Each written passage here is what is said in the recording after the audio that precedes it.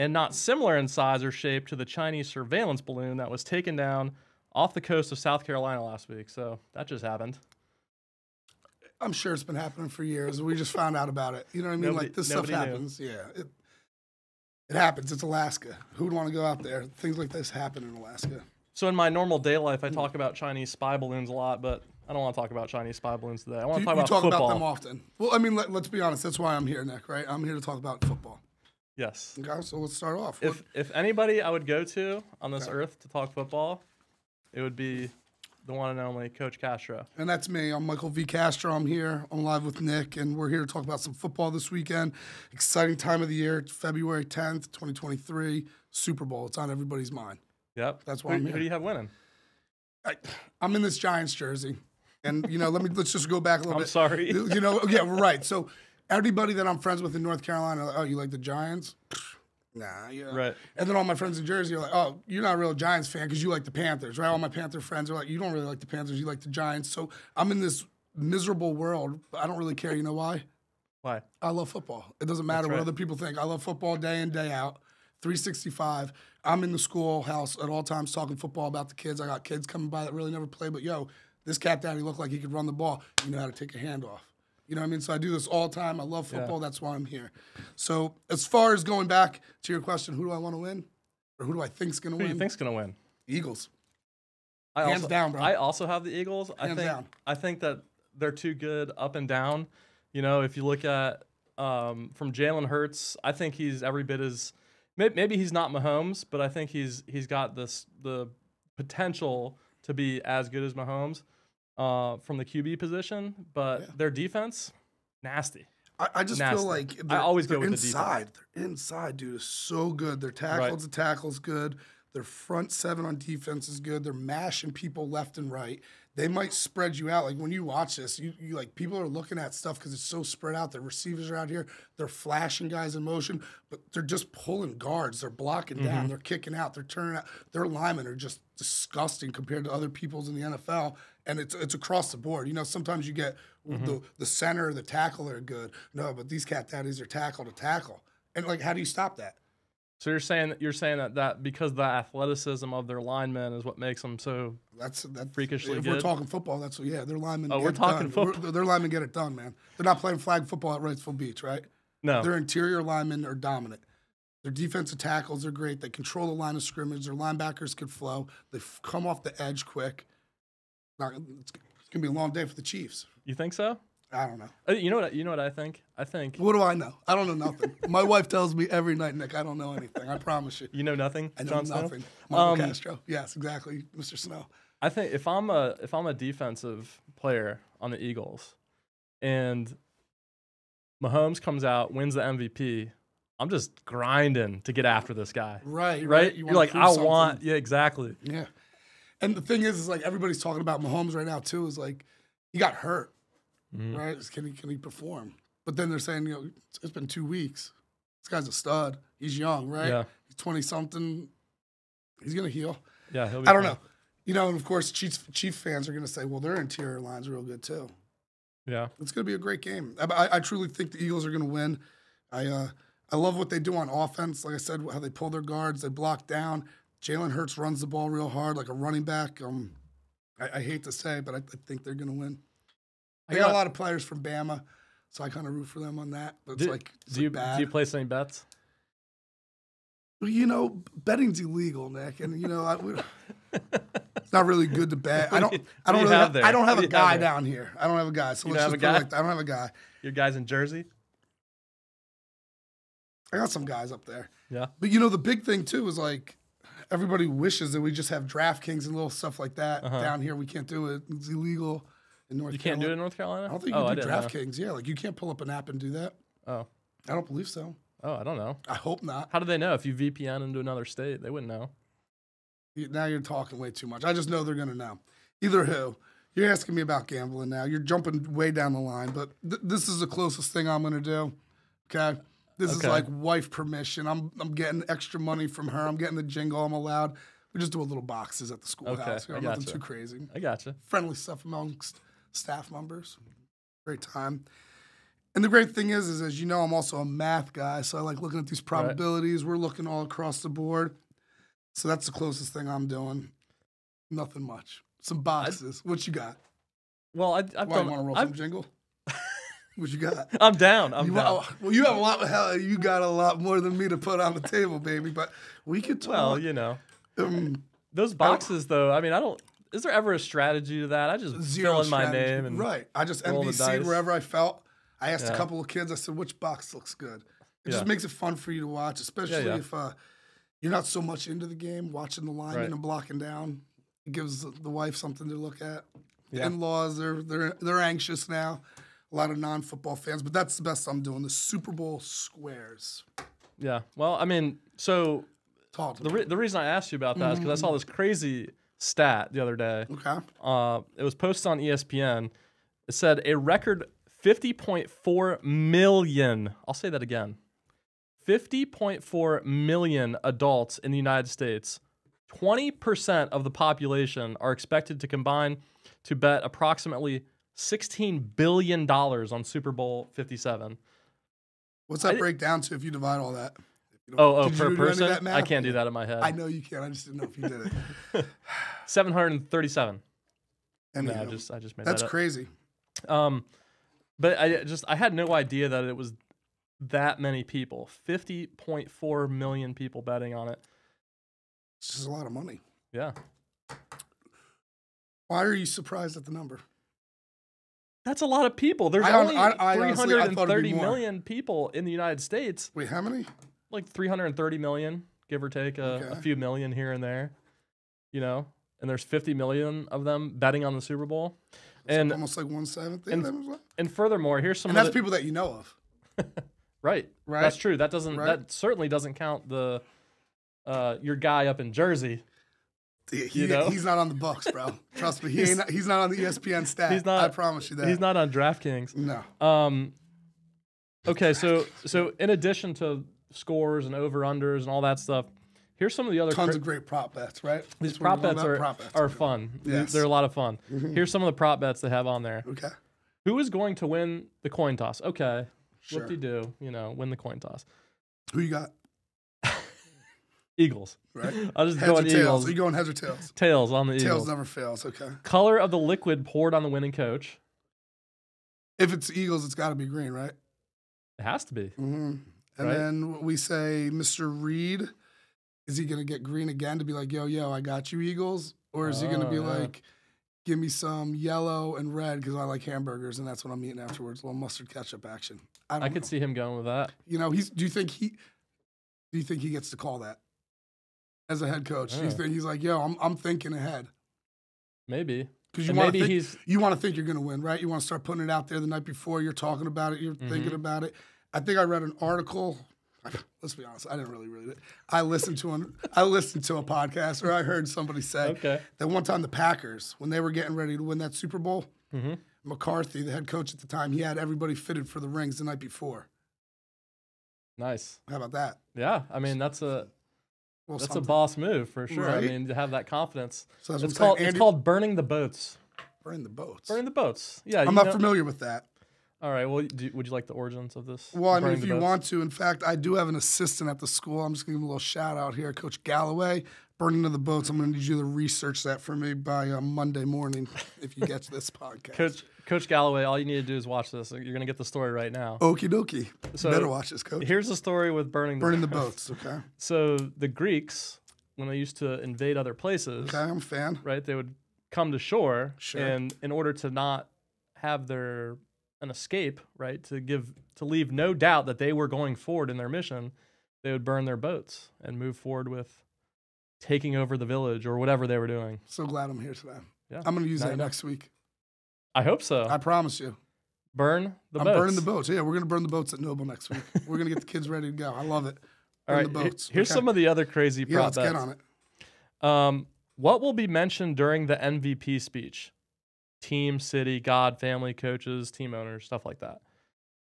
That one's a little silly. Sure. Will a player propose after the game? Of course. I mean, how many so? players are there? There's 55 players. certainly, and they're all in their, they're young. You You really think someone's gonna do it, huh? You would be willing to pay on that? Yeah, that many. See, I'm on the other side of that. That many young. I don't think so. That many young people in their 20s. Mm-hmm. They're all at that age where they're getting married and stuff. 55 of them, certainly. What? Think of a better time to propose. Okay. Yeah, I mean, you're won the sort Super of Bowl. convincing me, but I don't know. We just won the Super Bowl. Do they really? Darling? Okay. Yeah. It's now or never. That locker room looks pretty fun to get in there right now. You notice it doesn't say if she'll say no or not. Right. Either way, okay. And then another one which is kind of fun. Which chip company commercial will air Hands first? down. You already know. Doritos or Pringles? Come on. Who you taking? Doritos. Come on. They got something crazy coming out. I mean, I'm a spicy nacho guy. Used to love the Cool Ranch when I was younger. I'm a Cool Ranch. Are you? I go with the Cool Ranch. I think I ate them out when I was like 12. I think I ate too many of them, Yeah. Still sick and burn on the taste buds from 26 years ago. But no, Doritos is going to hit something. They'll come out with something probably crazy I'm not a fan of. New flavor or something, but Doritos all day. The Pringles guy. I like the Pringles guy. Is it just me, or have the commercials gotten less and less funny over the years? I'll be honest with you. When things are going on, like if the in-laws are probably going to be over, I'm going to be running around the house doing You're stuff. You're not paying attention to not to the commercials. I'm trying to watch the X's and O's. I hear that. But do you remember like Budweiser commercials, those frogs? Budweiser. They were the best. They don't have this anymore. It's like soft generation. I don't know what it is. I just told you. Weird stuff. That would offend someone. Soft generation? Can we talk about that? I'm going to need my luchador mask for that one. You know what I mean? I can't do that right now. It's a soft generation. That would offend somebody. Why don't listen to me. Somebody would be offended by a talking frog talking about Budweiser. If I do recall, you talked about somebody being offended recently on one of yours, right? How easily people are nowadays. Don't you think? There's not a chance? Well, out of those 350 million people you were mentioning, you don't think one person get mad at the Doritos commercial or the Budweiser commercial? But that doesn't mean that you should capitulate and change everything because one person's been offended. But okay. Yes. So recently, I don't know if you've heard this, but the University of Southern California, USC, they put out the Trojans. Great football team. We got to talk about them if we're going to talk about football. Go on, though. I'm happy to. I'm not a big college football guy. I know you love college football. Yes. They put out a statement telling people in their university not to use the word field because it was offensive to some people. Field. As a coach, your players going out into the field. How? Okay. A scientist going to do work out in the field. Well, I've recently come in contact with this one word called the pitch. Pitch. You know about this word? I don't know. Please enlighten me. Apparently, it's like a soccer term for a field. Oh, yes. Okay. Okay, so you've heard about it. Not like throwing version. Baseball. Yeah. It's also in Hogwarts. I don't know if you're familiar with that at all. I'm very familiar with Hogwarts. The game is called Quidditch. Okay, so you're familiar with pitch. Yeah. Does that guy want us to use that for football? I hope not. Okay. We're talking about American football. Right. Yes, at the Trojans. What makes someone offended by that word without me being insensitive or upsetting someone? Okay, I would like to know how does that the reasoning behind it goes back to slavery, of course, where people were working out in the field. And I think that's what may be offensive to some people.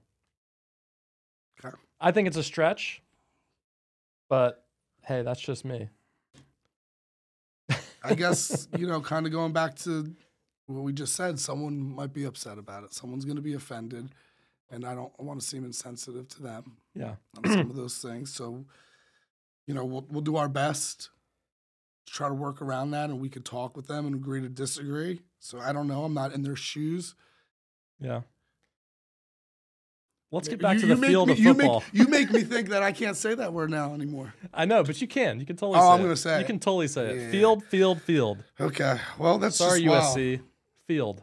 They got Lincoln Riley out there. He's a big coach. You know about him? I don't know. Tell me about him. went to Oklahoma. I'm pretty sure he was a coordinator at ECU for a while. He's really known for having these college quarterbacks that are successful. Baker Mayfield. Oh, yeah. Jalen Hurts transferred there. Okay. You know who he is, right? You're talking about him. Yeah. Right? Okay. And now they got this guy that also won the Heisman, Caleb Williams, who went from Oklahoma with Lincoln Riley to USC. So they do have something in the works on the football field out there. I'll tell you this. Coach Riley, you have to talk to that scientist. Is that what you said he was, a scientist? No, I don't know who. I don't know whoever said that. Coach Riley's going to have a word with him. Yeah. Well, I mean, Coach Riley, you'll have to get after it. Okay. I just love this. We're going all over the place. Oh, we can. This is what we do. Yeah. This is what you do. You get paid to do this. I deal with I'm kids. doing this for fun. I'm not getting paid to do this. You're getting jingles somehow. Oh, You're come smart, on, man. You're gambling. No, I'm not. You're going to take gambling. my thoughts and make money off of it.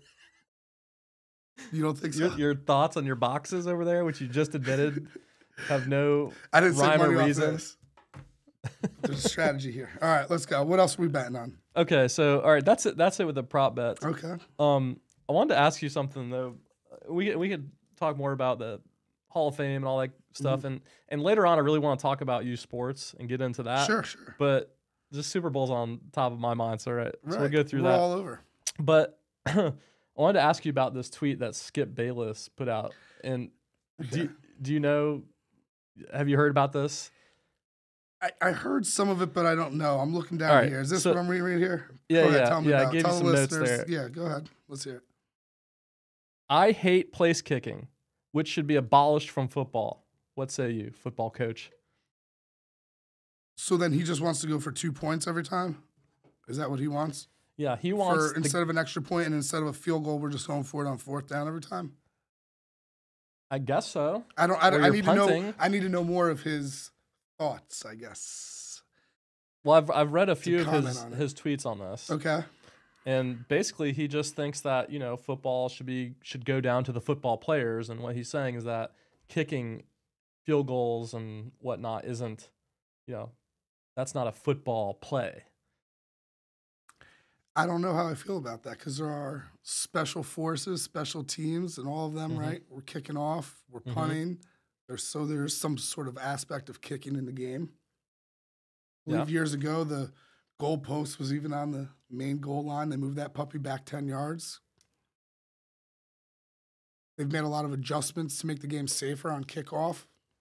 I don't know. One of my favorite plays in football is either a block punt or a big kick return, right? Like, how does that not spark the crowd? If you're struggling on defense, but I think he's talking about place kicking for points. Okay, so that's what I'm asking you. Like, I need to know more into field goals.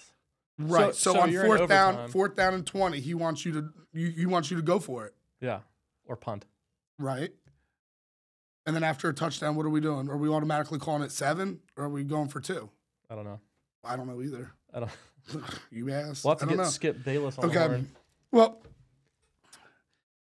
they say in the analytics world, right? Everybody's trying to crunch numbers now. I think they say a lot of times you want to go for 2 points. It's beneficial for you.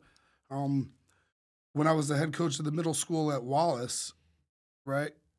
They prioritized trying to make extra points field goal like for you to work on and make it a skill for the kids. So they would award you 2 points if you kicked an extra point. Okay. You with me? Yeah.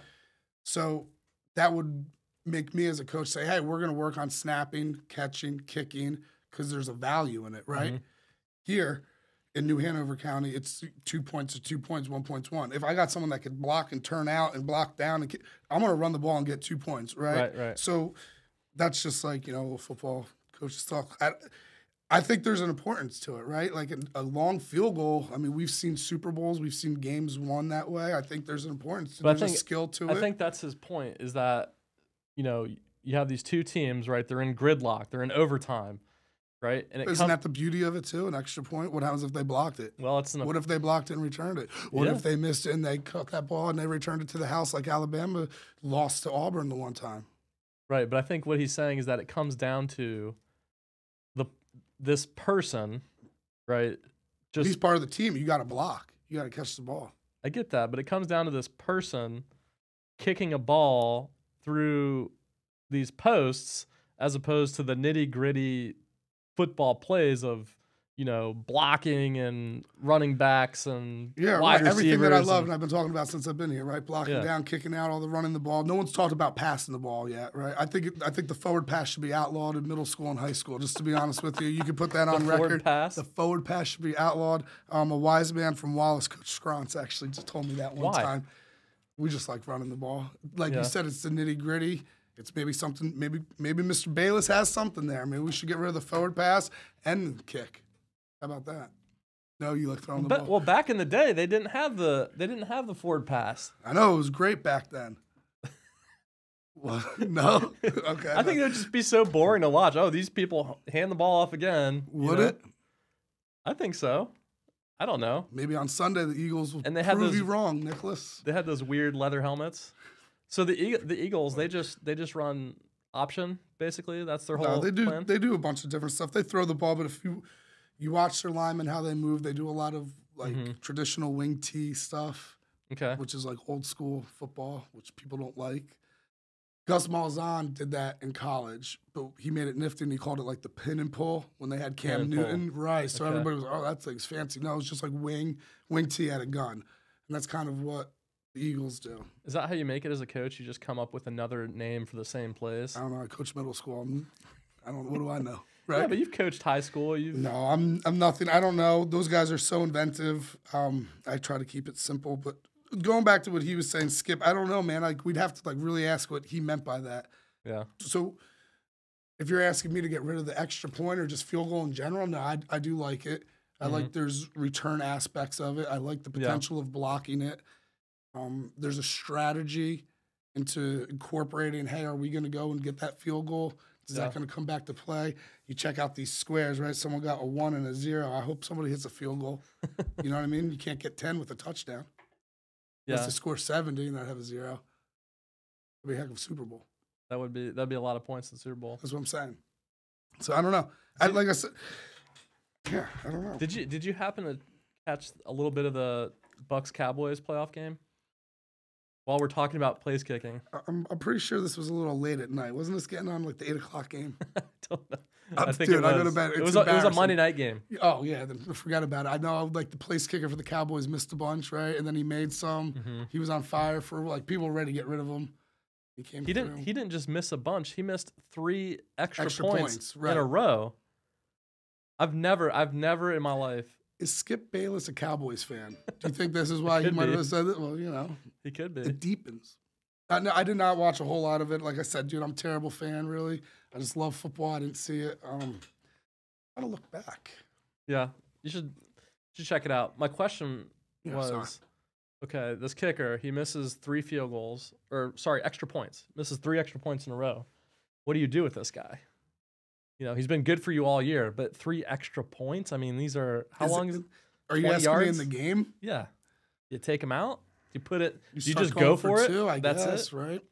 But do you lose faith and then, there's a big 4th down? All right, now you're – 4th and goal or overtime that you need them? I don't know, man. It's tough. I guess you'd have to know the report you already had with him. Report? Yeah, the report. What's your relationship with the guy? You know him? Yeah. Is that a wrong word? Did I say it wrong? Rapport? Yeah. That's funny. Report. It's a Coach Galloway thing he makes fun of me for. Okay. I had to throw that out there. Go on. All right. Coach Galloway's getting a lot of love. Well, I mean, I can't give you love on your own show because I talk about you all the time at my place of business, Okay. I walk around and see those Geo Owl things hanging around. I said, I know that guy. I hope so. I do every day. I hope so. And I support the Noble Eagles. And I see it, and that's why I appreciate it. That's what I'm saying. This when I announce this is going to be the biggest draw to the podcast. I'm telling you. This is going to be a thing. We're going to get this going. All right. Let's talk about Hall of Fame. Where's the Michael Irvin story? Do you not have the Michael Irvin story on here? I don't have what is the Michael Irvin story? You don't know about that? No. Do we need to go to a pause? You want to do some research? No. Tell me what it is. I wasn't there, so I'm not one to talk about anybody's business. But the word I'm getting said some things to a woman in the hotel. Okay. She made, I guess, a report. We'll use a report right now correctly. An actual report? An actual report to the police. And so when they questioned him about it, he's like, no, I didn't talk to her. Okay. but I had many beverages of that night, so I don't really remember getting back to the hotel. That's what he says. Okay. They go back, they look at the footage. What was she? She was accusing him of something. Who knows? Yeah, I'm sure. Okay, gotcha. Right. All right. I wasn't there. So apparently they have him on film going up and talking to her, and like NFL Network, because that's what he's on, just said, you got to go home for the week. And then he's like suing the network and someone else for like $100 million, I guess the NFL, because there's like, or the hotel, because they're running his name through the dirt, kind of, I guess, like what we're doing right now. Is that what we're doing? Am I telling you news? And, you know, it's a big thing in the NFL world, like going into the Super Bowl weekend, like with all these other stories you're mentioning. That's why. Well, the NFL has historically just had a problem with domestic violence. Right. Well, I mean, I don't know if like he was trying to fight her. I think it was more, you know, coming back to like his hotel room. I don't think it was anything like beating her up deal. Well, then what would she have to report? It's got to be something not good, right? Something violent. I'd say probably adult-oriented. Right, but she wouldn't report it if it was consensual. Like I said, I don't think anything happened. I think he was just like super out of line. Like, I don't know. Okay. Like I said, I wasn't there, but it's a big thing in the NFL because of him getting taken off the network. That's why he's suing people, because he's off the network. But he's also had a past of not doing the right thing all the time. You know, not to bring that up. But then he goes and admits. I don't even remember having a conversation with this girl after they show. So like obviously, you don't remember it. Right. There's some truth, right? Maybe, I don't know. I don't either. I'll have to look it up. Well, you know, is that an Alienware? Is that a 4090? This is a Mac. This is a Mac. Oh, I apologize. I thought it might be that new 4090 graphics card you ordered. Irvin is in the Hall of Fame, right? I believe so, yeah. I mean, he's a legend, dude. I mean, I loved him growing up. Me too. When he was on the Cowboys, ooh, absolutely. That was a nasty team. Yeah, nasty. Irvin was great. All those Cowboys guys were back in the day. Yeah, I love those guys back in the day. That's what I'm saying. Like, my Giants friends were like, oh, how do you like them? But I was like, I did love them. But I was like, I liked Meggett too, you know? Because he'd punt return, he'd kick return, he'd run the ball. Anyway. Dion. One of the best. Coach Prime. What a game changer that guy is. Speaking of cornerbacks. Okay, Revis. Well, you know who I'm going to talk about. I was going to skip over him, yeah. Rondé Barber inducted into the Hall of Fame. Man, I remember watching Rondé Barber. He was not the most athletic player. He wasn't the fastest guy, but he was smart, man. He could read what the offense was doing. He would be in the right place at the right time. Man, he was just, I can't tell you when the Bucks were that 2002 team. Right. They won the Super Bowl that year, obviously. Excuse me. Lynch. Lynch was nasty. Rice. I could talk about I'm just listening. That team all day. But when the defense was on the field, you felt good about it as a Bucks fan. You're like, oh, well, our defense is out there now. Right, because I've never seen somebody this can before. make a right. Oh. I've not seen a defense like that since then. I know the Ravens had that good. That's where I was going with that. They had a good defense. Well, you look at, you had a safety, right, Lynch. You had your boy Barber. So that's 2 out of your 4 DBs right there. Are those 2 not in the Hall of Fame? Is Lynch in the Hall of Fame? Derek Brooks. Well, I mean, we're talking outside first, right? I think Lynch is in. So you say you have two corners, 2 safeties, 2 of your 4 are in the Hall of Fame. Dexter Jackson, I don't know if he ever made it in. He was from Florida State. He had some big picks in this game. I don't think he's Hall of Famer. I can't remember the linebacker crew, but Derek Brooks could have played all 3 of them and ran it down. Who were the other 2? Can you remember the inside? The linebackers? Yeah. I mean, you're the big Bucks guy. No, I don't remember I remember, obviously, Warren Sapp. Right, he was inside. Simeon Rice was Booger inside. McFarland. Booger. And then I think it was, I keep seeing the name Hardy on a jersey in my eyes. Is that a name that was playing D-end? I feel like that was the other D-end. Possibly. But Brooks, Sapp, those guys are in the Hall of Fame too. Booger, I don't think he's in the Hall of Fame, but he makes plays. He's on Monday Night Football.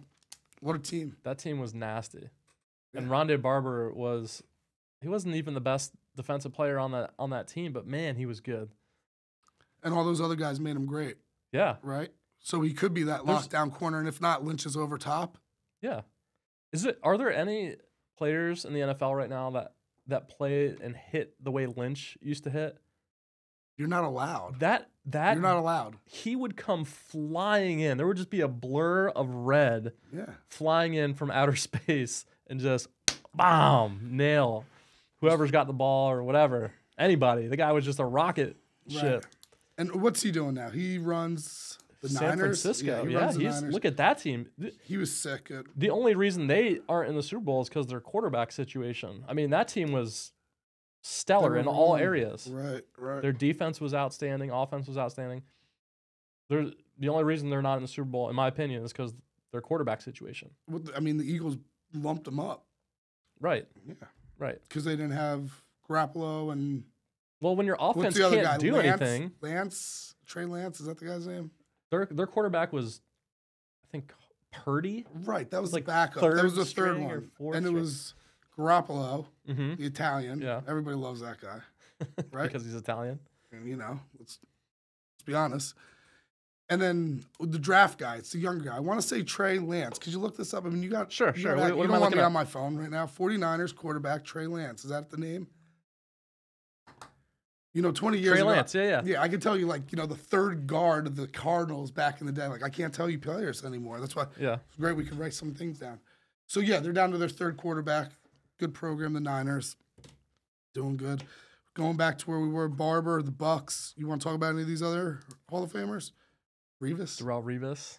A lot of people were very surprised that he went in. How? He was the number one cornerback in the league for that's what years. I'm saying. He's like a lockdown. Like, just because you don't have pass deflections and you don't have interceptions to prove stats, it's because the quarterback's looking to the other side of the field. You know what I mean? Like that third at least is done. Yeah. Right? Is that the way a quarterback thinks? When you have somebody like I would Revis say or if Barber over an there, offensive coach going into that week is saying we're probably going to be locked up man to man. This is what they've done, and they're looking at every other film you've played that year. They're breaking down hours upon hours of film what your offensive coordinator has done previously, or defensive coordinator has done previously against that type of offense. Yeah, like Revis shut it down just because his stats might not show it, right?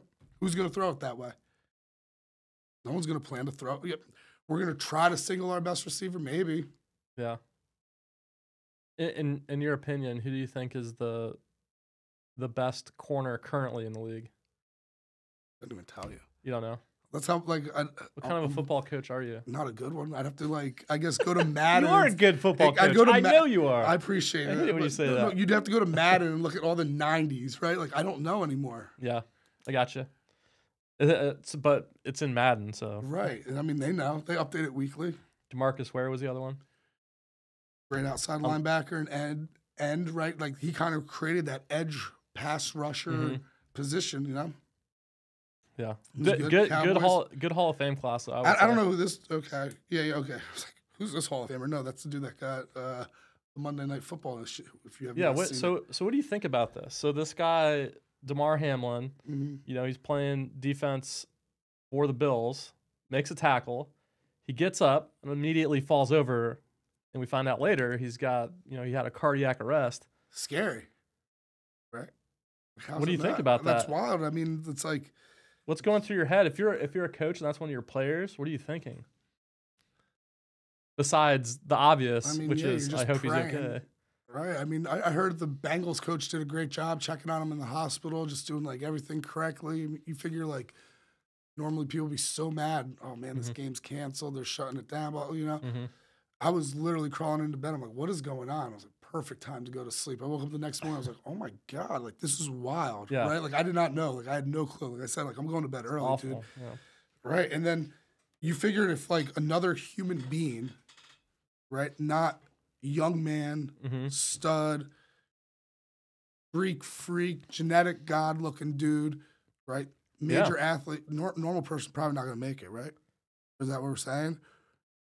I don't know. I don't know. You have to talk to a doctor or something. AED, CPR. I just got recertified for CPR. Oh, did you? We're teaching it in the school too this week. So giving a little shout out. Are you certified? CPR certified? No. You should get it. It's really easy. It's something that could save anybody's life. I did learn CPR in the military. Oh, then I'm pretty sure you probably remember.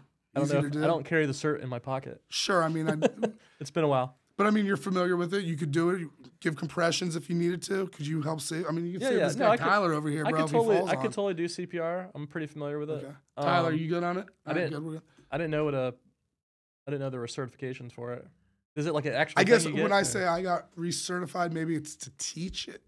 Oh, that okay. makes sense. Yeah. Right. Yeah, probably that's why.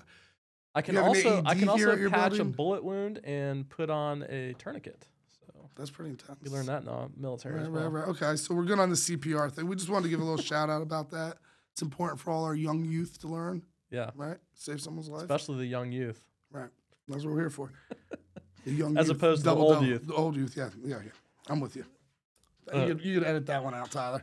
Fix that one. Tyler's not editing that. Okay. Favre story. I caught some of this. I don't know about it. He's smuggling money from somebody. He's doing something shady with some cash, right? And he got caught up in a text message saying no one's going to find out about this. Is this right? All right, here's the Favre story. Okay, so none of what I said was correct. This is from ESPN. Hall of Fame quarterback Brett Favre, who remains embroiled in the largest welfare fraud scandal in Mississippi State history. Oh boy.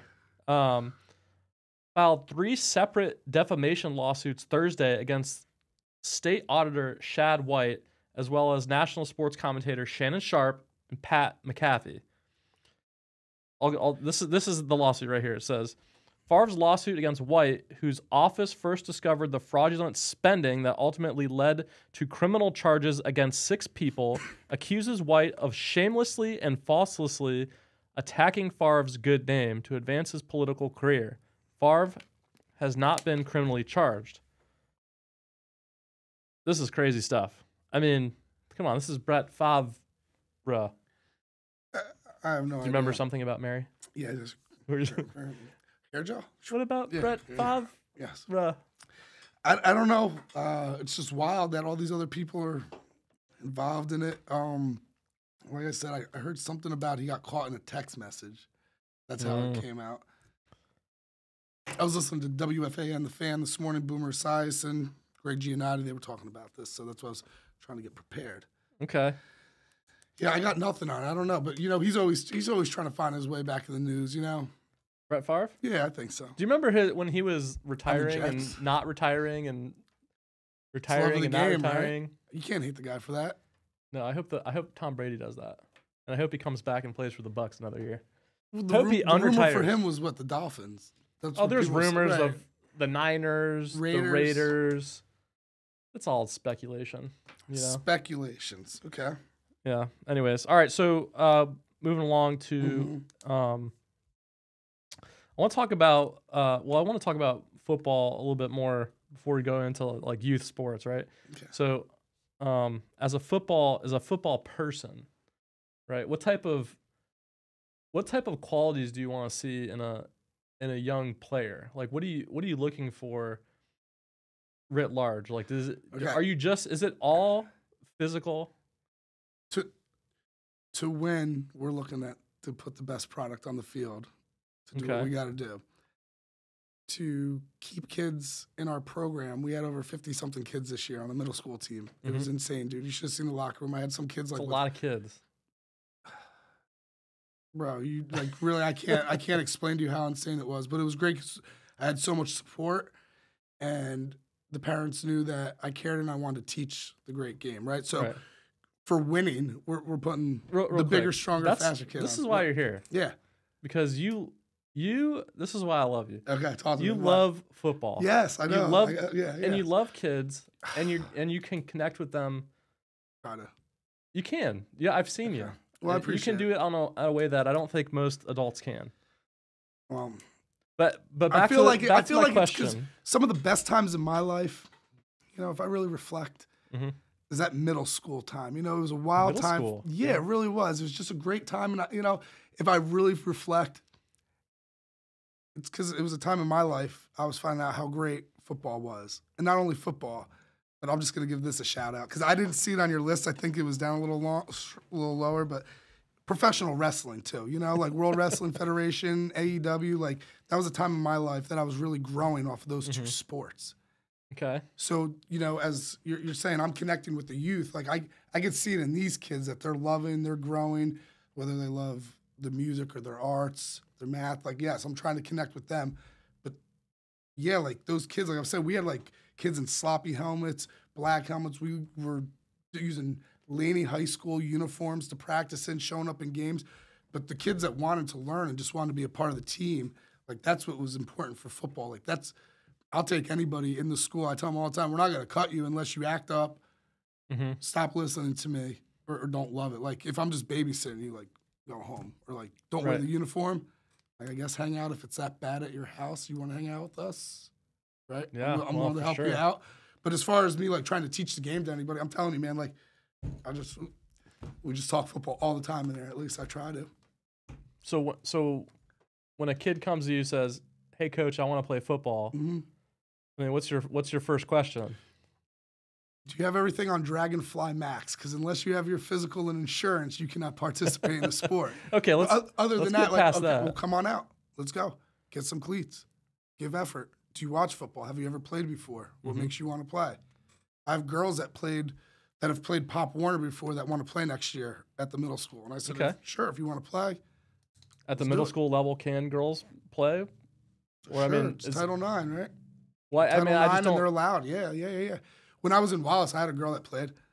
Yeah, she had 3 older brothers. 2 of them went, I think, to Coastal Carolina. So she like grew up like outside getting tackled by her big. She's a football player. Right. So like she was tougher than some of the boys. Like literally. I bet. Like I swear, man, it was funny. So like over there, like girls are welcome to play. Like anybody that wants to be around the game. And now as much as I hate the forward pass, as I've explained earlier, and as much as, I like the aspect of running the ball, like flag football is amazing because it allows people to be around football when they get older. Right. It allows different genders to play together and get interested in the game. I mean, like flag football is blowing up for girls, just like wrestling is, not WWF. But that is also blowing up for girls if you want to talk about the WWE divas. That is a whole nother day for you. But I can talk about old school WWF. I'd love to. Hulk Hogan, Ultimate Warrior. We could do it. I could do a whole nother podcast on that. We could. I'll see you next week, Tyler. Let's do it, please. No, but like, so I think flag football is great for getting those girls involved. Going back to, and I know I'm all over, like the youth, as long as they're interested and they want to come out and they're willing. Now, I had 3 or 4 kids that will come out, but I mean, football's got to be a certain way too, Like the expectations, we expect you to run, we expect you to do this, and it's not for everybody, to put a helmet and shoulder pads on and be outside in 90-something degree weather, hot as they come in Southeast North Carolina, just making sure we don't break any rules and we are tiptoeing that humidity guideline, that we're all making sure that we abide by those rules. It's tough for people to do. It's not for everybody. I have kids quit all the time because you know why? It's so easy to go across the street to Wrightsville Beach and just lay in the sand, right? You mentioned expectations. Yeah, I want to ask you about that. Like, what? Sure. Do you find that raising expectations creates a stronger, maybe not, I don't know if stronger is a word. We'll use the word stronger. Do you think if you have higher expectations of a kid coming on your team that it'll make or break them? Kids are different. So I got this one young man recently, super talented, very athletic. You can't put pressure on him. You don't like it. He folds, walks away, won't look at you in the eyes. And that's who that sounds like? Mike Tyson. I was saying me. Who? Mike Tyson. That's what his trainer used to say, Customato. He said that, Mike Tyson only ever beat himself because he couldn't handle any pressure, If you looked at how talented he was, I mean, he should have went 50-0, Right. But anyway, sorry to Mike Tyson intervention there. Love Mike. He was great. NES game, eating the ear. Him and Holyfield have some sort of gummy eardrops together too. Oh, do they classic. really? Yeah. Why not? Why wouldn't they? Because you know what it's all about, Nick? At the end of the day, what's it all about? Cheddar. making that jingle, making that money. Cheddar jack cheese. Yeah, but okay. So what was I? I was running my mouth about something. What was it? Oh yeah, this boy, he can't handle it, and some people can't. Right? Pressure will either make you or break you, and then some kids love it. Mm-hmm. Right? And just like raising the expectations. If you raise it, especially with kids, I mean, you got a little one right now, right? You're gonna have expectations in your household. Mm-hmm. And you're gonna raise them and keep them high because that's what your standards are. That's Right. what your beliefs are, and it doesn't happen overnight. But if you keep grinding on it, right, they got to, because they're either going to fall in or fall out, right? They're going to fall in or fall out? Yeah, like they're either going to live up to your expectations and standards and like for youth sports, or they're going to end up quitting. They'll find an excuse why they can't come. They won't come out next year. So yeah, you hold them up, but you got to know how to approach some of them about it. Have you, in all the kids? Some of them don't think that you care. You know what I mean? In all the kids that you've coached over the years, have any of them ever surprised you? Has there ever been a kid that quit or something like that turned out to be okay? Or well, sure, maybe they didn't stick with the season. They still, were successful. Sure, but I mean, if there's sometimes in life you get labeled as stuff, right? Mm-hmm. And quitting is one of those things. If you quit something, everybody, oh, he quit. You know what I mean? Yeah. If I go and build a bridge, you're not going to call me a bridge builder, right? If I just build one bridge, no. But if I quit once, you're going to call me a quitter, right? I don't know. What do I know? If you build a bridge, I call you an engineer. All right, engineer. Where else are we? Talk to me. Well, let's more about youth. Yeah, you want to talk more about school sports, youth sports, what? Well, I'm really interested. Bless Sorry, you. These little cough. The kids, they're always something in the building. I wanted to ask about just working with this generation coming up, right? And you said earlier, soft generation. I think every single generation right, that's what that exists thinks the one behind them is soft. But there's something going on right now with kids, with cell phones, social media. I mean, what's this like being embroiled in this every single day?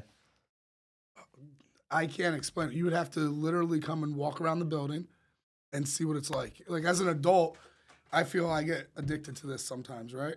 Right. I'm bored. I'm scrolling through. I want to look something up on ESPN. Mm-hmm. I don't know. Might want to check a text. I'm always constantly on it. And I'm like, why?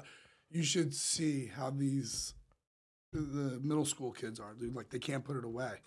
Like I'm talking like they can't survive without it. And then they're doing the TikTok's the big thing. You want to figure a way to make some money, figure out how to get on TikTok, make that go viral, and make money. Because, I mean, they live off of that, dude. The dances, it's just, I don't know, man. It's wild how it, like, just runs them. And you're saying there's a problem. I don't know. A lot of people talk about, like, that's it. That's it.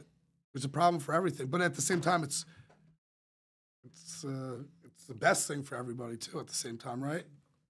It's like it's a problem if you use it too much. You're on it all the time. You're distracted. You're out at dinner with your wife. You're on that all the like that's bad. That's a problem. But at the same time, you want to pay your bill real quick. You want to get this real quick. You want to like that's the best thing in the world. These kids ain't paying bills. Well, you know what I'm saying. I'm just saying. But even for adults, I feel like it's a problem. It is for sure. Yeah, that's what I mean. Sometimes, I mean, just like anybody, I feel addicted to it as well. Right. One thing I set a goal this year. This is why this podcast exists. I set a goal this year to create more content than I consume. That's what I wanted to do. I don't want to just sit there and create scroll more content than I can and scroll and scroll. I want to be creating stuff and putting it into the universe. Hence, Coach Castro on the Super Bowl edition of the NDS show. That's right. NDS show. That's great. So back to. Where do you want to go back to? I'm all over the place. I want to talk about kids. Yeah, sure. Because, it seems different.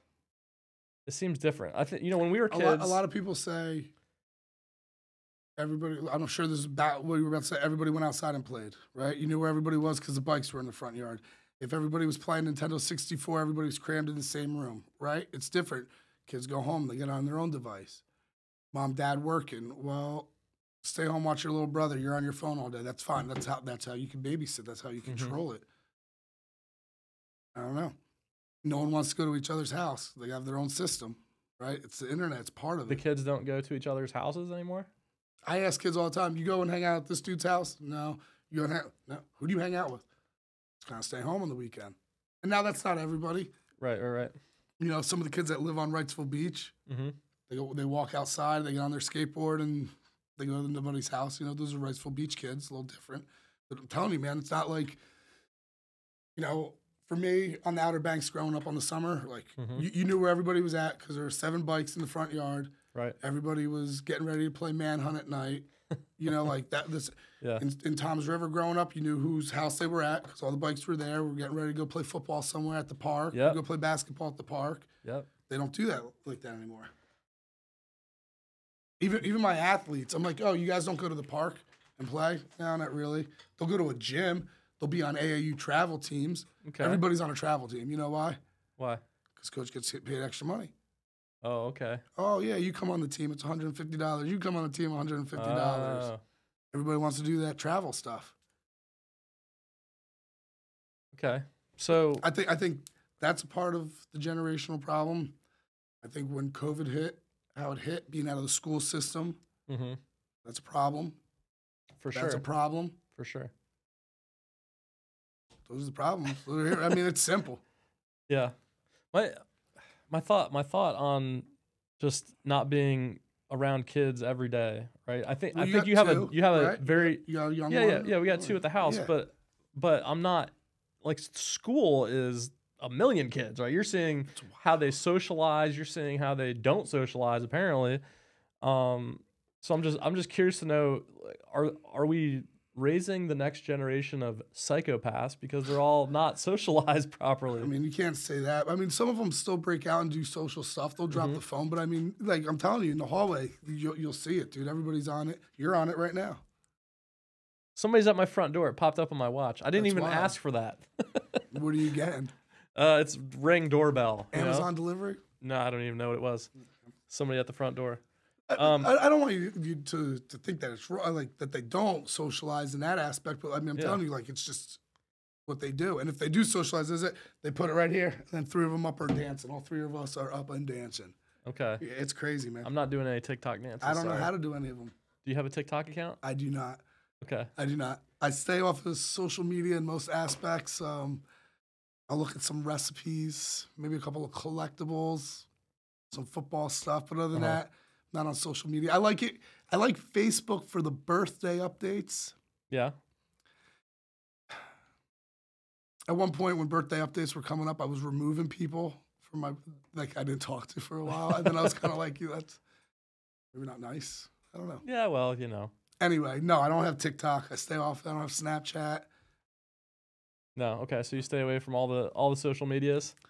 Is it because the kids are going to link up with you on there and want to? That could be a possibility. Yeah, you never know. But no, wise man once told me he wants to create more content than he consumes. So I'm trying to not consume it as much. That's good. Yeah. I mean, that's good. Yeah. Yeah. I mean, there's nothing wrong, of course, with getting information. There's certainly nothing wrong with, just casually using social media. But I think it's just gone too far. It's gone too far. My wife loves the Snapchat for like all the news articles, but I'm like, why can't you just get a news app? But well, everyone wants to consume it in their own way, and that's why there's all these apps. Own way, that's right. That's why there's all these different apps. Yeah. All right, let's go back to football. Where are we at? Football. All right. What is your favorite style of defense? I like an odd front defense. Explain what an odd front defense is, please. Whether that's like 3 down linemen with 2 edge rushers. You might have those outside linebackers walked up. But I really like, especially at this level, just like 5 straight defensive linemen. You have 2 ends, and you have 2 tackles and a nose. You have TNT on the inside is what they'd call that because they're busting up the line. They're blowing up the line. Your TNT. You want to funnel everything into your linebackers. But, like, the NFL doesn't really do that. They do more of the edge rusher, like the 3-4 stuff, so you can manipulate that, like I said, into an odd front. I feel an odd front makes it harder to block, right? Because if they have 5, you better have 5 or more, right? I think so. I'd Isn't that how that like, works? if, You're a if football not, guy. if not, you're in trouble. So, like, for me, like, if I'm coming out with 7 linemen, right, I got 2 tight ends, tackles, guard, tackle, You're saying you're overwhelming them. Right, that's how I like the numbers. Mm-hmm. So, like, if I see someone that likes to run a 4-3, I'm going double tight end all day. Like, I love that. I hope you're in a 4-3 because then it's really easy to trap that 3 tech. Okay, why? Yeah, because he's bounced over so wide. He's too wide. Yeah. Okay. All right, so that's so you like an odd front defense. For coaching, I like to go against an even front. Is it? I mean, is it a zone coverage in that instance, or are you man to man? Like, what's your I like preference? Man. I like man. I mean, I guess there's some situations you'd have to go zone. I'm a simple type of guy, Easier if it's simple. Yeah. Okay. Get a little messy with all that zone stuff, but I mean. The problem is they do all this like RPO stuff on offense now, right? The read pass option. Mm-hmm. So then you do need to kind of have, it's kind of like a hybrid of it, like you'll have one of your guys maybe manned up on one of the RPO players, whether it's a tight end or maybe like other guy blocking down. So their job is to only focus on tackling the person with the option. They could. I mean, it changes, right? But what I'm saying is, like, if the NFL is doing a lot of this RPO stuff, right? The read pass option. Read pass option. Right. So then you're going to have one defender disguised in a zone, but he's really playing man. Okay. And then you might have 2 other dudes walked out playing zone. Okay. To kind of like, so you're trying to trick them, right? Oh, God, they're sitting here. They're sitting, so maybe I will give it. Well, this guy was playing man on your running back, so now he sees him stepping. He's coming and getting the ball. Well, this guy over here is really playing in a bubble. Oh, okay. So I'm going to now pull the ball because I think I can manipulate it and throw the pass. Well, he's sitting in that bubble, and he just jumped that screen. Okay. I don't know. Am I all over the place? That's what I'm saying. Like next time you're here, they're not going to get a whiteboard. I got it, man. We can flip it right. They're not going to play man-to-man and zone. They're not going to pick one or the other. It's going to be like a hybrid on 1/3 of the field of that. On the backside, if it's just like one receiver in a corner, they're probably going to play man, right? Because if this guy's just sitting, I drew on your desk. That's all right. That's all right. If this guy's sitting over here in a zone and he just goes running by him, you're done, right? Okay. Because there's not going to be a safety shell. Sure. He might be playing in the middle of the field. He's not going to be able to get on top. Right? Okay. Are you with me or not? I'm with you. Right. So on that backside, they might be playing man. Okay. Over here, we might be playing on a zone combo. And like, Coach Saban's really great at talking about this. So I try to go down there for those clinics. And that's like a big thing that he implements, like how to do that. And usually what they'll do is they'll jam the number 2 receiver, so it's really hard for him to get off the line. And that's what they're reading on that number 2. Okay. So if that number 2 receiver, he's going real deep and hard, then that corner might jump him. If that number 2 is going inside, that linebacker that's been jamming him is going to ride with him inside, right? Okay. So he might, that's now becoming what? Man. Right. But what was it originally? Zone? Right. So I don't know. Yeah. They have rules. Rules? I broke the rules. You know what that's from? No. South Park. Great episode when they're talking about a Super Bowl champion of the Patriots and how Tom Brady and Bill Belichick always break the rules. So that's Deflategate? Is that what you're talking about? Yeah, that's what the South Park. That was a South Park episode. But like, there's rules to how you would cover that RPO defense. I guess you're asking me what my favorite thing is. Like I don't know. I like Coach Dietz really handled the defense for me. He was head coach at Laney a long time ago. Pretty sure you met him a couple of times. Yeah. Great dude. Yeah. That's more his thing. Like I said though, for me, I like an odd front, depending on what you'd go against. So it's like how you dictate that zone. Man or hybrid. Well, it sounds like no matter what it is, I mean the quarterback has the ultimate say on whether he defeats that or not. I mean, well, if you're going with that offense, right? Yeah. When you're picking defensive plays, are you trying to pick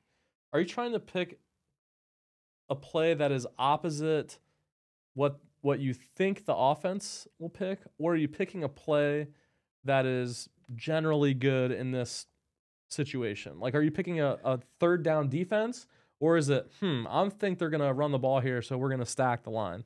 Right. So, for me, the only time I really call defense for me, excuse me, once again, Madden. Or, like, if I'm running the scout defense and they're working on, like, our fifth quarter starting offense. So, like, the way we'll do it at the middle school, just so you have an idea, is on Thursday after our game, I'll let a couple of coaches go inside and break down film, and I'll take the fifth quarter guys, usually the younger boys, to get them reps to teach more. Sure. I'll let my one guy, Coach Money, run the offense, Coach Suarez run the offense, and then I'll be on the defensive side, run the scout defense. So when I'm doing that, like, I'll try to guess what Money's doing, and I'll send somebody in the hole and blitz. And it's either awesome because it blows it up and looks great, or what happens?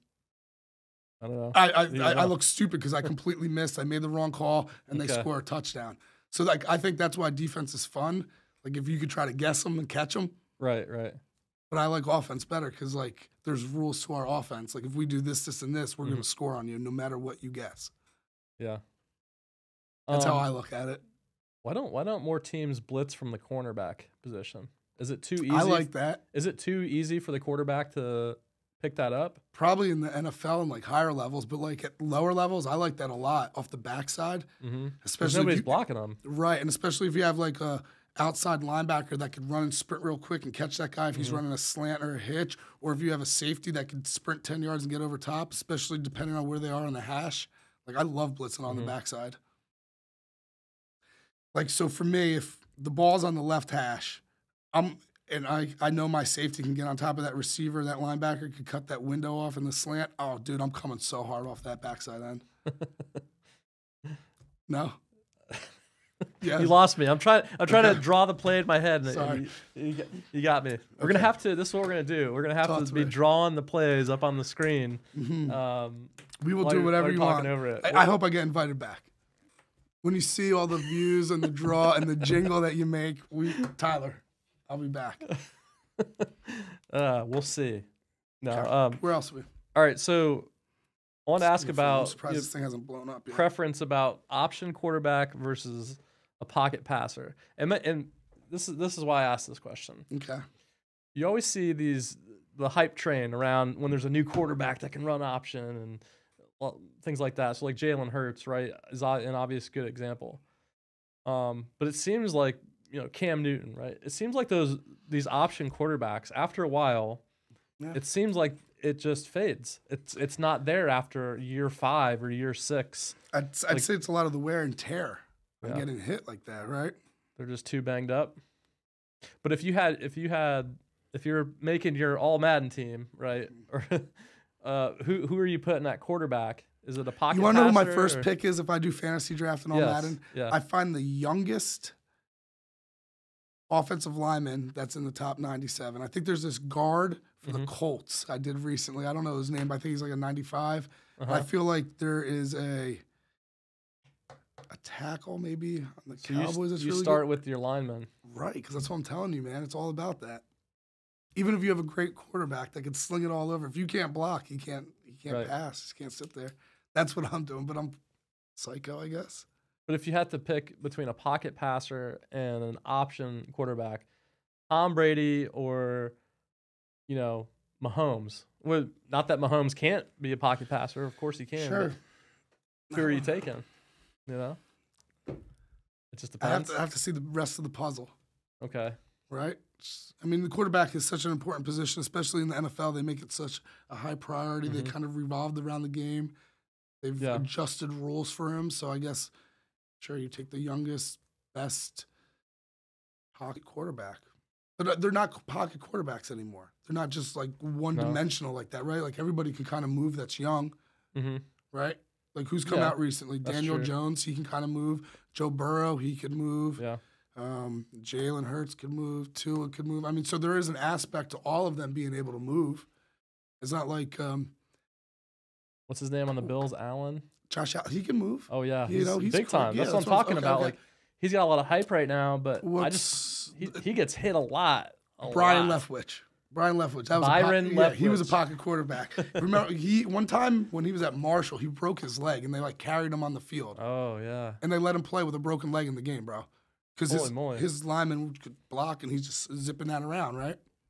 But he had an arm too. Yeah, he was great. Left-handed, I believe. I believe he's your offensive coordinator. No, actually. he was the offensive coordinator of the Bucs. He's been let go. Oh, he got let go this year? Yeah, I mean, think about it. Their team was stacked. There was no reason for that offense to be as crappy as they were. There's a good joke going around. Okay, let's hear this joke. It's that Tom Brady, was the smartest man ever because he purposely did this thing to create a divorce with his wife so he could play golf the rest of his life. You know, it's a big golf joke for guys that do golf. I'm not much of a guy to hit the links, but it was just something online. I thought it was funny.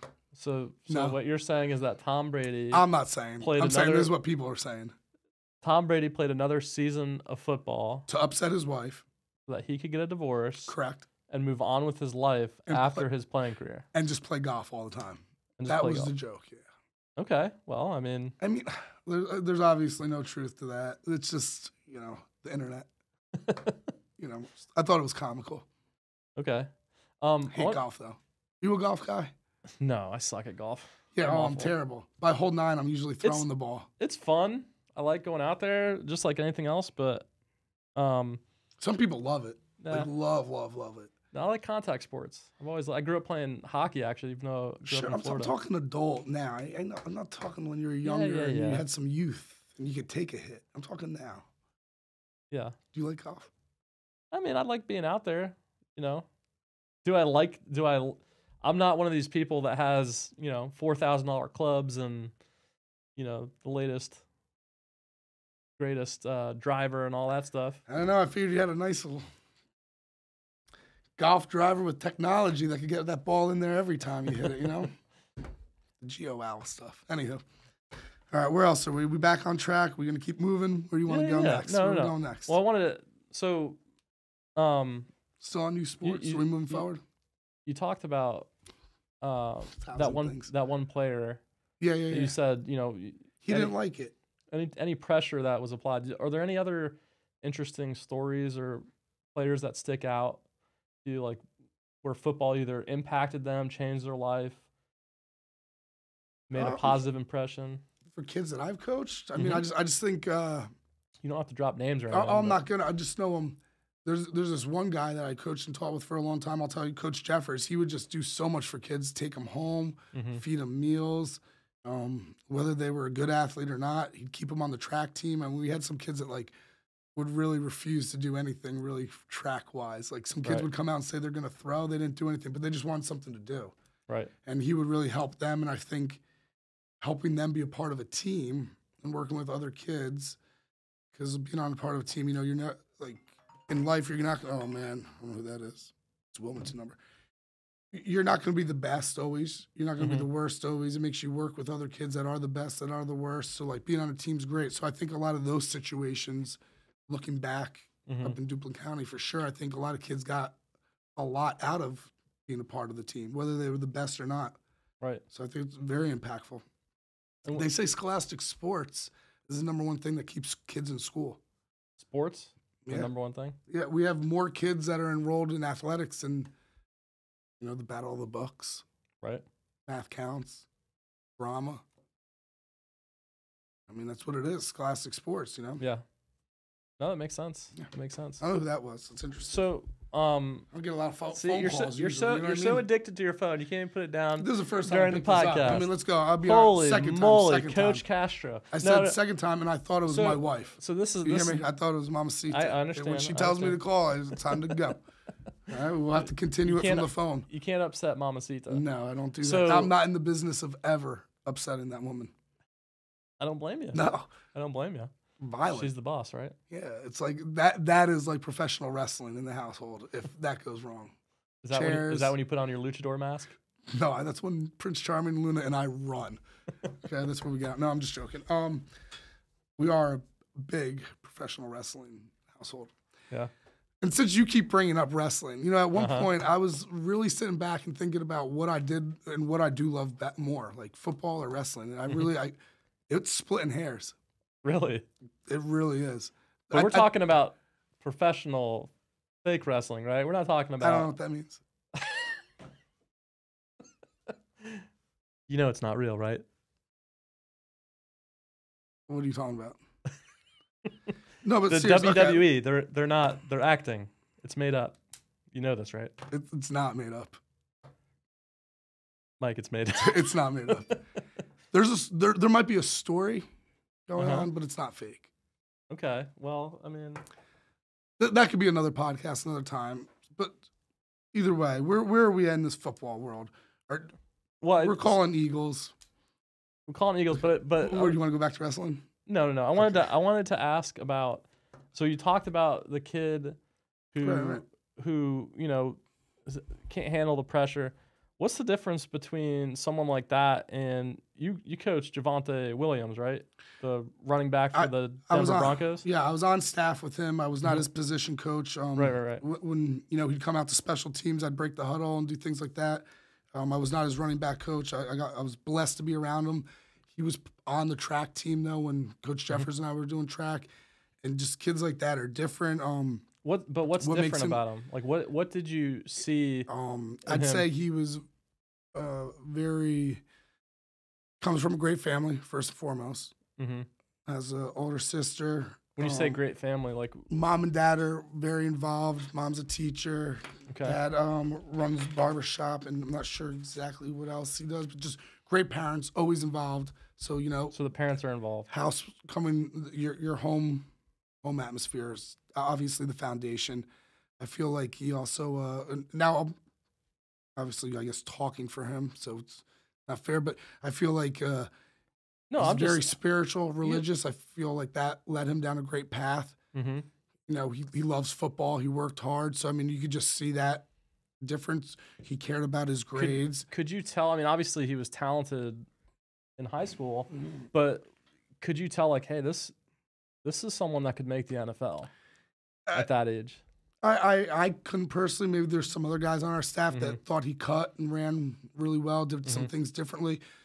But, he's just a stud of a kid, stud athlete, great. Like I said, I can't tell you how great of a person he is and great kid. And that's what everybody will always say about him. Mm-hmm. The funny thing is like when he was a freshman, there was 2 or 3 other running backs. I mean, just as good. I mean, as him, and he didn't really get to play running back much. But that's the question that I have. They're running around in Walsh Rose Hill, man. They're up there. You just brought up my actual question, which is you said there's 2 or 3 other kids just as good. Dude. Yeah. So to me, the difference is the work ethic and home life, right? I think a lot of that, I mean, I don't know. Some kids have great home life and don't do great. Some kids have bad home life and do great. It's inside, I guess. I don't know what made that boy tick.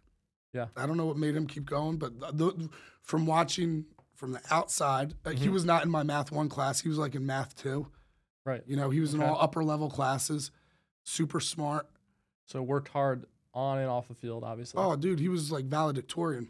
Okay. His story is his senior year, they would go up to Chapel Hill. He rips off an 80-yard touchdown. He doesn't leave. The head coach says, here's your offer, the only one. You and your parents are staying in a hotel. You're not going back to school. You enrolled early. He was going to be valedictorian. I don't know how that really worked out because since he graduated early, he might not have had enough credit to mathematically get past. But that's what he was going to be. And just that, he's it, man. That doesn't happen to everybody. He's special. Has there been any other players that have been through your programs that have made it into the NFL like that? I mean, obviously he's a high caliber player. The name before him would be Nate Irvin. He's a linebacker that went to NC State, played for the Broncos actually when they won the Super Bowl with Peyton Manning. Okay. He's from Jersey originally, but went to high school at Walsh Rose Hill. Okay. He's another MVP or NFL player from Walsh Rose Hill. I'm not from there originally. I'll never be a good old boy. They tell me all the time that there's tons of players up and down that could have made it out of there, running back wise, and been in the league. Mm-hmm. So, like I said, Javonte didn't even play running back till his senior year. Yeah. Okay. That's how many kids in front of him that were that good as running backs. His junior year, I think he was I'm going to be wrong on this stat, but top 10 in the nation in tackles, and it was 216. 213. So if you're in tackles, if you're in high school right now, or even college, I would say at this point, and you're not cutting it on the team, you know, should that player keep going, keep pursuing it? I think it's very impactful to finish what you start, right?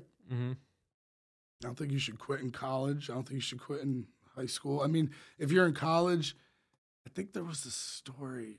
I think it was, dang it, I want to go back to Lincoln Riley again. Mm-hmm. I feel like he was helping out Mike Leach somewhere. Can we pause for a second? All right. So Lincoln Riley, I believe where I was going with this, his coach one time said, look, you ain't cutting it on the team. You ain't going to help out, but you're as smart as they come. Why don't you stop right now and become a GA? What's a GA? Yeah, grad assistant. Or maybe he was not. Maybe he wasn't graduate. I think he was on the team, so I messed that part up. But he just pretty much said, stop playing and become an assistant coach. And I think that was Lincoln Riley for the late Mike Leach. That's where I was going with that. So you're asking me about quitting. I don't think it's good to quit when you're young.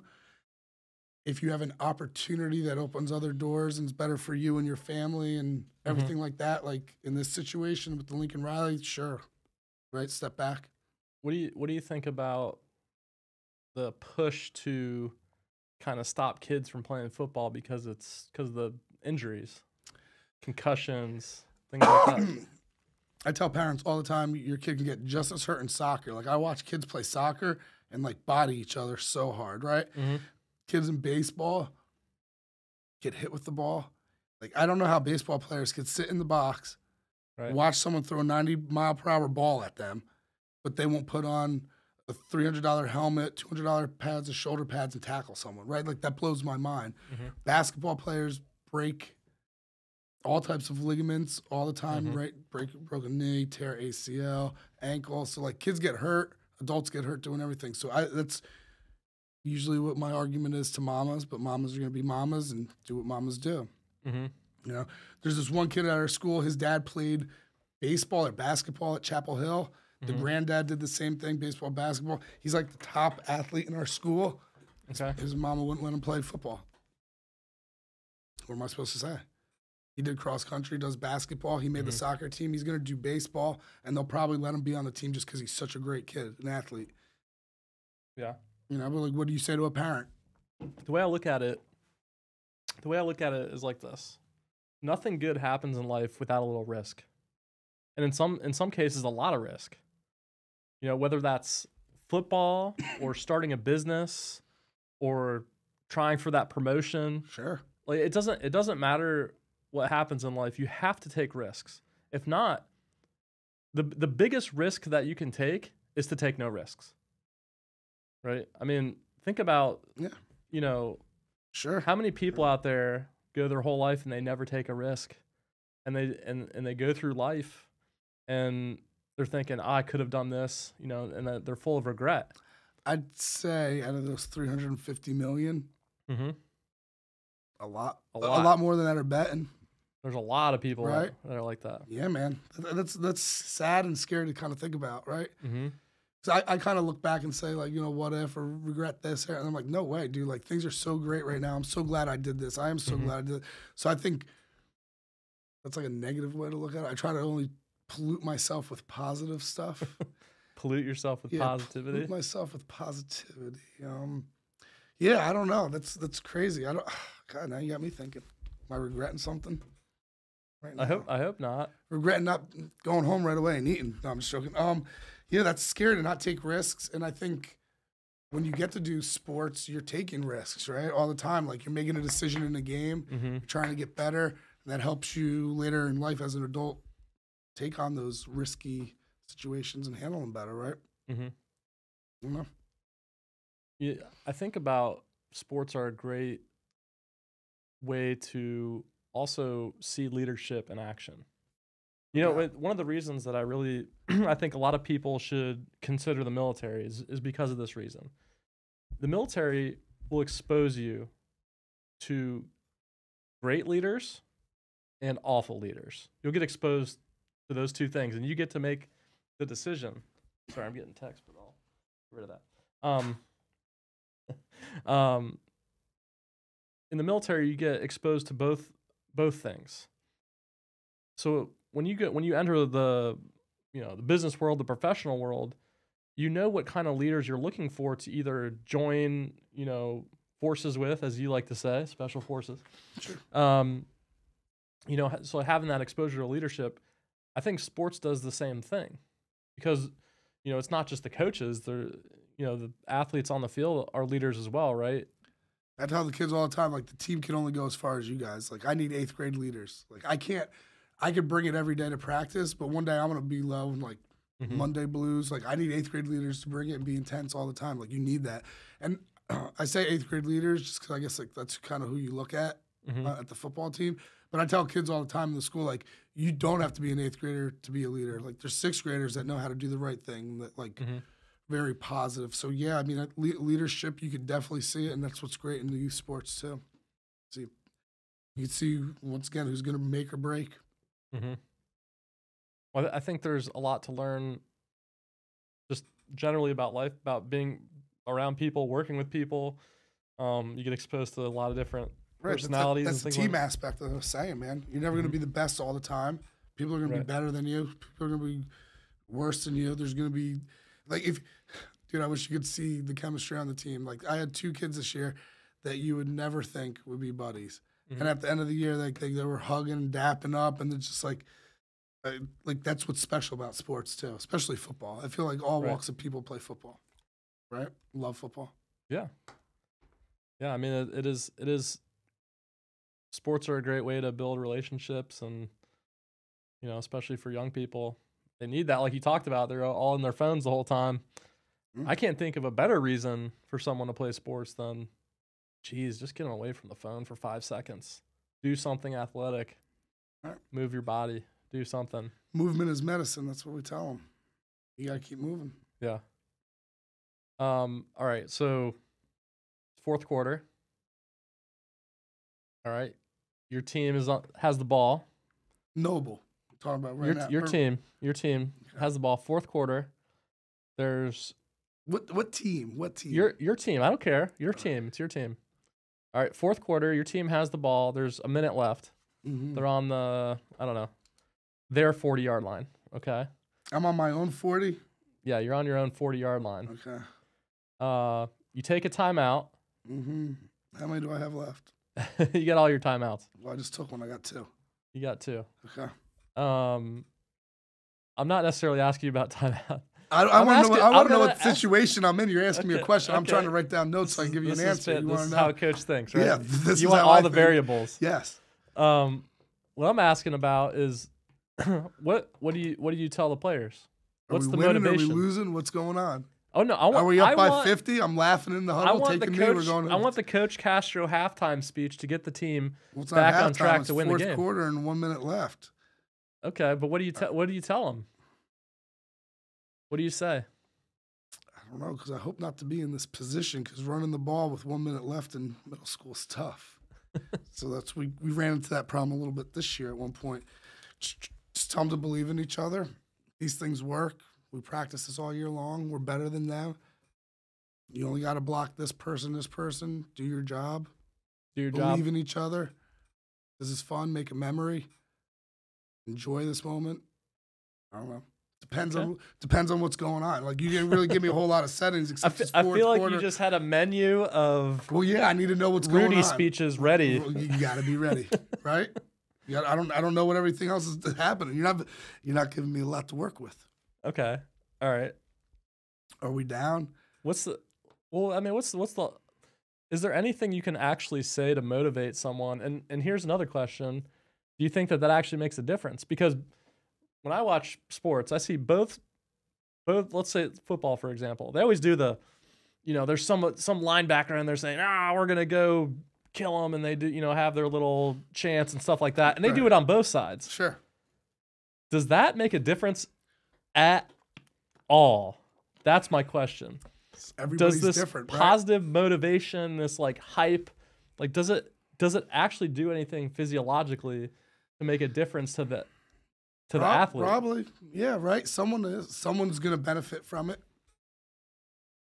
Gotta be. But they do it on both sides. So that means the losing team is getting but just I'm as not worried hype. about them. I'm not worried about them. You ask me what I'm doing over here. I'm hopefully whatever I say is going to help one of these 11 guys out, and someone's going to make a play. I've moved on from that. Oh, okay. I can tell you've already given your rah-rah shish kumbah speech. I mean, yeah, it's going to help someone, Nick. It's going to help someone. But I don't see it because both sides are doing it. But you're not worried about the other side. You're worried about yourself right now. And if someone's telling you what to do, you're regaining focus. You're realizing the importance. You're catching your breath. You're back in the huddle. You're with your boys. You're sitting there in a circle. Ray Lewis is screaming at you. I'm gonna do whatever Ray Lewis tells me. Yeah, I would too, because he's scary. Yeah, well, he's our leader, right? He's our leader. But there's a Ray Lewis on the other team doing the same thing, and this is my question. I'm not worried about him. We've already been coached. We're mentally tough. We're focused on what we should be focused on. Okay, all right. So you're saying it works for somebody, maybe. I don't know how to look at it another way. Okay, all right. Well, cool. Anything else you want to talk about? Football? I don't know. Are we shutting down shop? It's about the time. We're going to shut down shop pretty soon, maybe. I don't know. I felt like we were all over the place. You know what? This is the thing this year. Not a lot of people are so about this Super Bowl. So why? There's just so many different questions and talks about, because there's not a lot of storylines. Well, I mean, it's a game. Why is it going to be about the storylines? Previously, there was other storylines. I don't know. I feel like there's not as much excitement about it this year as there usually is. Okay. I don't know. I just feel that way. Who's doing the halftime show? Not Bruce Springsteen. Who cares? I don't know. Right? I know. Look, seriously, I don't even know. Yeah, I don't know either. Nobody does. Right. Well, I'm sure if you're an Eagles fan or a Chiefs fan, you know. Well, somebody does. But from conversations I've had today with people, and even yesterday, just talking about no one knows. Okay. I still don't know. I haven't Googled it. I don't care. Are you going to watch the game? You're going to watch it. I want to catch the first half. It's at 6:30 on a Sunday. So you're going to sleep. I don't picture myself making it very long now. I'm being honest. But you know why? 5:30 comes quick. Yeah. And you can't soar with the Eagles if you hoot with the Owls. You know what I mean? Wait. You heard it. What? You heard it. You can't soar with the Eagles if you hoot with the Owls. So you're saying you can't. I don't you stay can't up win late. If you're out late at night. It's a Pac-Man Jones rule. Don't go out past midnight, right? Nothing good happens. I go to bed way before midnight. Okay. I'm not going to make it. What is your favorite football saying? I don't know. I feel like you just have a plethora of these sayings. This is just it. Money is motivation. Whatever. You always have these sayings, you know, like what's your favorite of all time? I don't know what I just tell you. Forward pass should be outlawed. That's mine. We're ending it with that. Okay. We'll end it with that.